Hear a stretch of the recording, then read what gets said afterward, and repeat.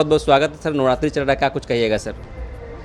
सबसे पहले आपके चैनल के माध्यम से समस्त देशवासियों को दुर्गा पूजा की हार्दिक बधाई और शुभकामनाएं प्रेषित करते हैं। हर एक पंडाल में ऑपरेशन सिंदूर को दिखाया गया है सर, इसको लेकर सर आप क्या कुछ कहिएगा सर? देखिए, सबसे पहले हम कहना यही चाहेंगे कि आस्था एक अलग चीज़ है और राजनीति अलग चीज़ है। दोनों चीज़ों को एक साथ मर्ज करने की कोई आवश्यकता नहीं है। और जो भी लोग धर्म को राजनीतिक चश्मे से देख रहे हैं, यह देश और समाज दोनों के लिए बहुत ही खतरा साबित होगा आने वाले दिनों में। आप देख सकते हैं कि आए दिन जो राजनीति हो रही है देश के अंदर, बिहार के अंदर, तो राजनीतिक मुद्दे अलग हैं और धार्मिक मुद्दे अलग हैं, और दोनों को लोग मर्ज करके बहुत होशियारी से माने समाज को पोलराइज करने के लिए धार्मिक मुद्दे को आगे कर देते हैं ताकि राजनीतिक मुद्दे गौन हो जाए।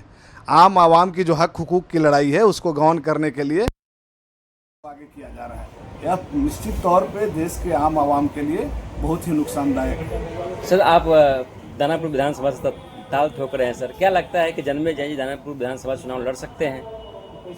देखिए, बिहार के अंदर जो 20 सालों से एक सरकार का कब्जा है, हम उसको कब्जा शब्द का इस्तेमाल कर रहे हैं, और कब्जा इसलिए कह रहे हैं कि पूरे देश के अंदर मोदी जी की सरकार ने ईवीएम हैक किया है और बिहार के अंदर सीएम ही हैक कर देते हैं, तो इसको हम कब्जा ही समझेंगे। तो जो 20 सालों के जो कार्यकाल रहा है माननीय नीतीश कुमार जी का, डबल इंजन की सरकार भाजपा जदयू की, उस सरकार से बिहार के आम आवाम काफ़ी त्रस्त महसूस कर रहे हैं। आप आए दिन सड़कों पे देखेंगे कि बिहार के छात्र नौजवान अपने शिक्षा और रोजगार के लिए कितने लाठियों चटकाए जा रही है। अभी तत्काल 2 दिन पहले आपको जानकारी हो, एक तरफ सरकार कहती है कि हम दलित और महादलित बनाए हैं, और वही दलित और महादलित के बच्चे का दरोगा का बहाली में सीट कटौती किया गया है। उस सीट कटौती के खिलाफ जब दलित विद्यार्थी अपना आंदोलन कर रहे थे तो उनको किस तरह से बर्बरतापूर्ण लाठीचार्ज किया गया है। कई छात्र अभी भी पीएमसीएच में घायल है। बताइए, उनके घर में कैसे दुर्गा पूजा महोत्सव मनाया जा रहा होगा, जो अपने आवाम की लड़ाई के लिए पीएमसीएच में अपने आंदोलन की लड़ाई लड़ रहे हैं।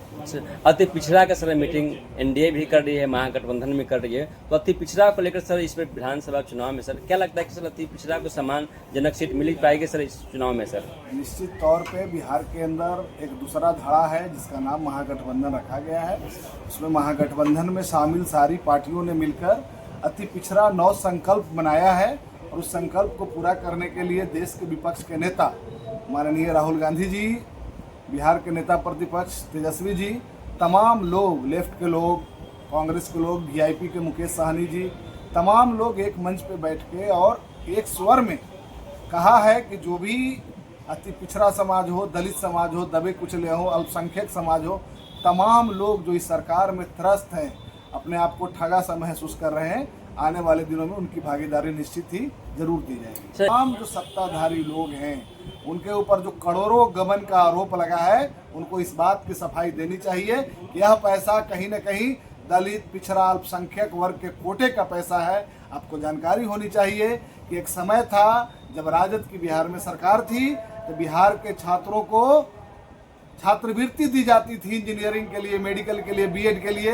और आज जो सरकार बनी हुई है यह पूरी तरीके से लोन पे चलने वाली सरकार है। जिस तरीके से फोन पे लोन मिलता है उस तरीके से सरकार भी लोन पे चल रही है, और बिहार के नौजवान और छात्र अभी लोन पे चलने वाली सरकार को 1 मिनट भी बर्दाश्त करने के लिए तैयार आप बोले कि सरकार लोन पे चल रही है सर, मुख्यमंत्री सबके खाते में 10,000 रुपया दे रहे हैं, जीविका दीदियों को दे रहे हैं कि जिस तरीके से महागठबंधन ने अपना जब घोषणा पत्र जारी किया, यही माननीय मुख्यमंत्री जी ने कहा कि जो 2,000 रुपया, 2,500 रुपया जो देने के लिए कह रहे हैं विपक्ष के नेता, ये अपने बाप के यहाँ से ला के देंगे।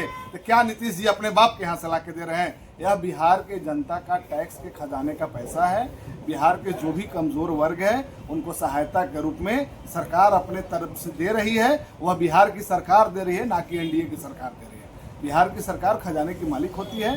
बिहार राजकीय कोषागार में से निकाल के बिहार के समाज के लोगों के लिए अलग अलग आर्थिक सहायता के रूप में दी जा रही है। सर, आप चुनाव में उतरिएगा सर, और मंडी विधानसभा चुनाव लड़े से इस बार दानापुर से ताल ठोक रहे हैं, क्या क्या मुद्दे रहेंगे सर आपके? सर, निश्चित तौर पे जो महागठबंधन बनी है उसके एक बड़े घटक दल है कांग्रेस पार्टी, और हम कांग्रेस पार्टी से जुड़े हुए हैं। निश्चित तौर पे कांग्रेस पार्टी का एक फॉर्मेट आया था, स्कैन, व्हाट्सएप स्कैन, उस पर स्कैन करके अपनी दावेदारी को पेश करने के लिए हमने अपनी दावेदारी पेश की है, और जिसमें दानापुर विधानसभा को ही प्रमुखता से रखा गया है। हम आपको बताएं कि सबसे अगर ज़्यादा दानापुर की खास तौर पे हालात जो है, तो दानापुर को सबसे पहले भय मुक्त बनाने की ज़रूरत है। हम आपको खुलेआम बता रहे हैं कि चाहे सरकार किसी की रही हो, वहाँ पे विधायक कोई भी रहा हो, दानापुर के हालात यह है कि आप आज गोला रोड से घुसिए और बीएस कॉलेज नहीं जा सकते हैं। एक नया बसावट नई कॉलोनी है, हम खुद गए थे आज से 3 दिन पहले, भर ठेहुना पानी लगा हुआ है। पटना के राजधानी के इलाके में गोला रोड की यह स्थिति है, नरक बना हुआ है। आप भी गठबंधन के नेता है वहाँ पे हैं सर, विधायक? बिल्कुल हैं जी, लेकिन आरोप लगा रहे हैं सर। उनके कारनामे जनता ने देख चुका है। आने वाले दिनों में मैं बोल रहा हूं बार बार कि दानापुर को भय मुक्त दानापुर बनाने की जरूरत है। सबसे ज्यादा जरूरी बात वहां यह है कि छात्रों के लिए खास तौर पे कोई एक बड़ा खेल का मैदान नहीं है पूरे दानापुर में। कोई दानापुर अनुमंडल है, सरकार की योजना है कि हर अनुमंडल में एक पॉलिटेक्निक कॉलेज होगा, एक आईटीआई कॉलेज होगा। अनुमंडलीय अस्पताल तो है लेकिन ना तो पॉलिटेक्निक कॉलेज है, ना आईटीआई कॉलेज है, ना कोई खेल का मैदान है, ना ही कोई और भी कोई स्कोप है। हम चाहेंगे कि सरकार इस पर बेशक ध्यान दे और आने वाले दिनों में अगर महागठबंधन के लोग मौका दिया जाता है महागठबंधन के द्वारा और दानापुर के लोगों का अगर हमारे ऊपर भरोसा होता है तो निश्चित तौर पे दानापुर में एक नई पहल, उम्मीद की एक नई किरण जरूर देखने को मिलेगा। जन्मेजय कुमार।